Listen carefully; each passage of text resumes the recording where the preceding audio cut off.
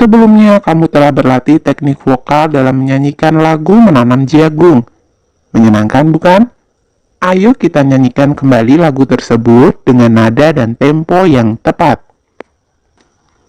Kamu akan menyanyikan lagu Menanam Jagung secara berkelompok yang terdiri atas 5-6 orang. Perhatikan penjelasan gurumu tentang tempo dan tinggi rendah nada. Setiap kelompok akan tampil secara bergiliran. Ketika ada kelompok yang tampil, setiap siswa memperhatikan teknik bernyanyi kelompok yang tampil dan membuat catatan pada kertas yang telah disediakan guru.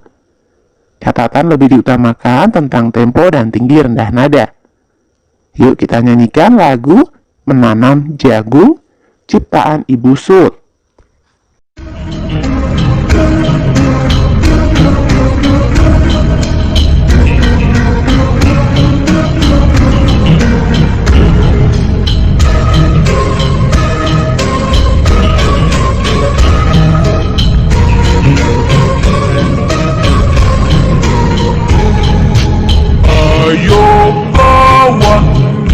Bersama menanam jagung di kebun kita.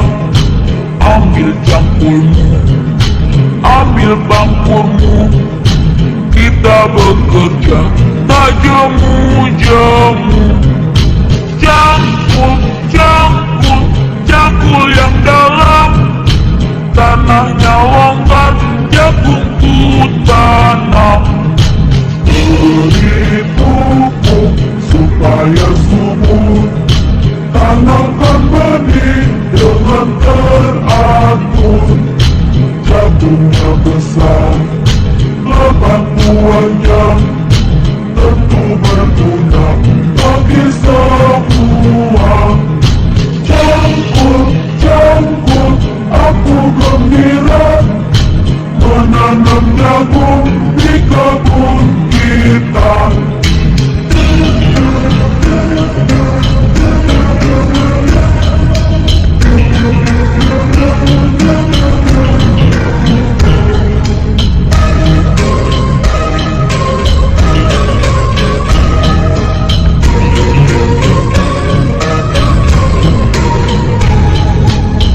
Ayo kawan, kita bersama menanam jagung di kebun kita. Ambil cangkulmu, ambil bangkurmu, kita bekerja tak jemu-jemu. Cangkul, cangkul, cangkul yang dalam, tanahnya longgar, jagung ku tanam. Cangkul, cangkul, aku gembira menanam jagung di kebun kita.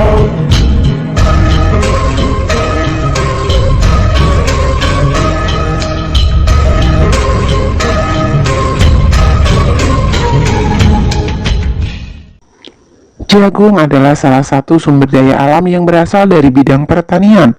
Indonesia juga kaya dengan sumber daya alam laut. Salah satunya adalah ikan. Tahukah kamu sumber energi yang digunakan untuk mengeringkan ikan?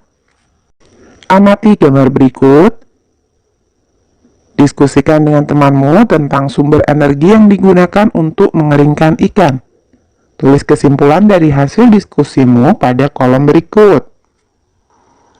Sumber energi yang digunakan untuk pengeringan ikan adalah energi panas dari matahari. Manusia memanfaatkan energi untuk memenuhi keperluan sehari-hari. Misalnya untuk mengeringkan ikan, manusia memanfaatkan energi dari panas matahari. Energi terbesar di bumi adalah matahari. Tahukah kamu bahwa Indonesia merupakan salah satu negara kepulauan terbesar di dunia? Sebagian besar wilayah Indonesia adalah kawasan kepulauan dengan sumber daya yang sangat tinggi nilai ekonomisnya. Salah satu contohnya adalah Banyuwangi.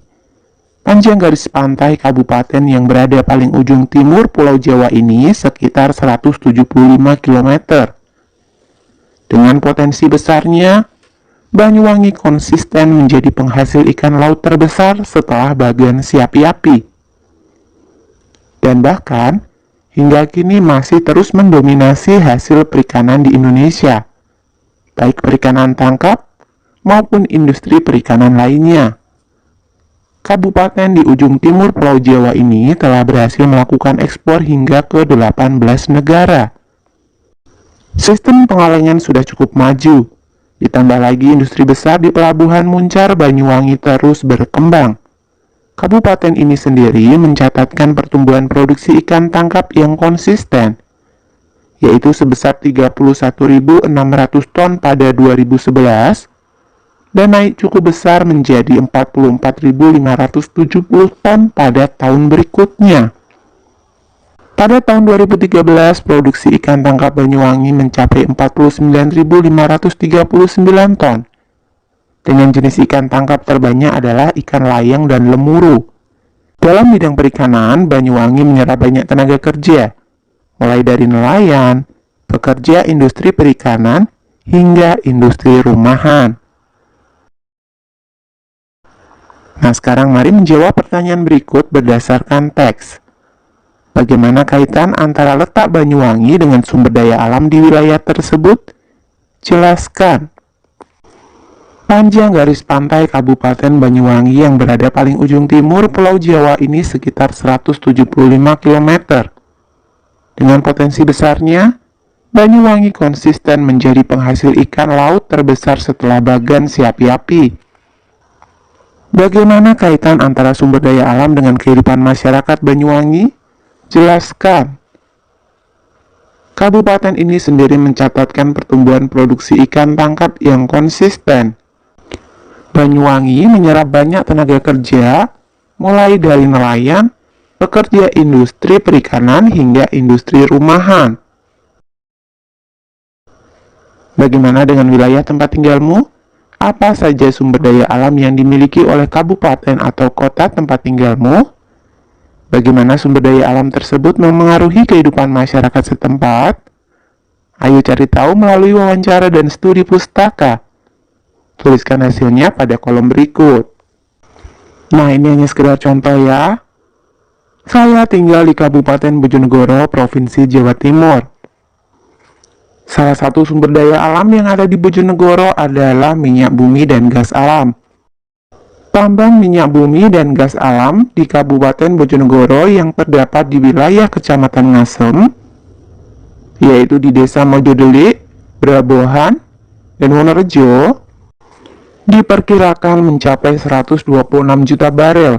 Eksplorasi yang telah dilakukan dengan 126 sumur yang meliputi 106 sumur produksi, 18 sumur injeksi air, dan 2 sumur injeksi gas. Tambang minyak bumi dan gas alam dikelola secara tradisional dan mekanis oleh masyarakat setempat dengan peralatan sederhana. Dengan adanya sumber daya alam tersebut mempengaruhi mata pencaharian sebagai penambang minyak bumi dan gas alam. Perhatikan informasi yang diambil dari bacaan tadi. Pertumbuhan produksi ikan tangkap di Banyuwangi sebesar 31.600 ton pada 2011. 44.570 ton pada tahun 2012 dan 49.539 ton pada 2013. Taksirlah jumlah produksi ikan selama 3 tahun berdasarkan informasi di atas. Jumlah produksi ikan selama 3 tahun. Tahun 2011, 31.600 ton. Ditaksir 32.000 ton. Tahun 2012, 44.570 ton, ditaksir 45.000 ton. Tahun 2013, 49.539 ton, ditaksir 50.000 ton. Jadi, jumlah produksi ikan selama 3 tahun adalah 32.000 ton, ditambah 45.000 ton, ditambah 50.000 ton. Sama dengan 127.000 ton. Jelaskan bagaimana cara kamu melakukan penaksiran. Cara saya melakukan penaksiran adalah dengan penaksiran keribuan. Membulatkan kebilangan ribuan terdekat, dengan memperhatikan satuan bilangan ratusan sebelumnya. 31.600 dibulatkan ke atas menjadi 32.000. 44.570 dibulatkan ke atas menjadi 45.000. 49.539 dibulatkan ke atas menjadi 50.000. Perhatikan soal berikut. Seorang nelayan memperoleh ikan sebanyak 120 kg hari ini. Ikan tersebut dijual sama rata kepada 4 pembeli. Taksirlah berat ikan yang didapatkan oleh setiap pembeli. Diketahui jumlah ikan sama dengan 120 kg. Jumlah pembeli sama dengan 4 orang. Yang ditanyakan berapa taksiran berat ikan yang didapatkan oleh setiap pembeli. Bulatkan 120 menjadi 100, sehingga 100 dibagi 4 sama dengan 25. Jadi, taksiran berat ikan yang didapatkan oleh setiap pembeli adalah 25 kg. Jika setiap pembeli membayar Rp17.000 per kilogram, taksirlah berapa uang yang harus dibayar masing-masing pembeli. Yang diketahui, harga ikan per kilogram sama dengan Rp17.000. Berat ikan yang diperoleh pembeli sama dengan 25 kg.